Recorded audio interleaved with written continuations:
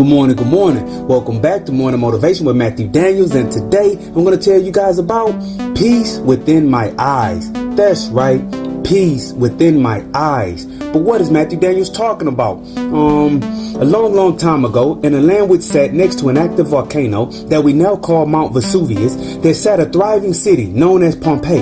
In this city, there lived a philosopher named Philodemus who studied in the school of Epicurus. This philosopher, Philodemus, was the most dedicated student within his class, but he was also the least skilled. It is said by all of those who are in the know that it would take Philodemus twice as long to do half the work. He had, they said, no quality, nor did he have quantity as it pertained to his works.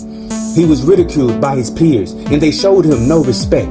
His teachers allowed him to stay in the class, however, because he had paid his fees and he was truly the hardest, most focused student the teacher ever saw.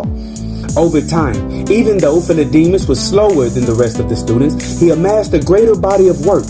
In his personal library at his home, he filled the shelves with his own works, good and bad, and also the works of the great philosophers of the past that he used to study his craft. Whenever his peers would mock him, he would always reply the same way. Say what you wish, he'd tell them. Regardless of your negative words about me, one day I will write a work that will greatly influence future generations. The only support that Philodemus received was from his wife. No matter what the reality appeared to be, she would always treat her husband as if he were the most influential philosopher of his day within the city limits of Pompeii. She would always hold him at night and gaze deeply into his eyes. No matter what has happened to you today, she would whisper gently, you can always find your peace within my eyes. And those words would soothe the man, and he continued to practice his craft. One day, as he worked alongside the other students, the volcano, Mount Vesuvius, began to rumble and shake. Smoke and rocks were thrown into the air, and all the people who lived nearby became afraid. Sensing that the end was near, Philodemus ran home. He then held his wife, as the world that they knew was covered in soot, ash, and rocks, and he gazed deep within her eyes to find his peace.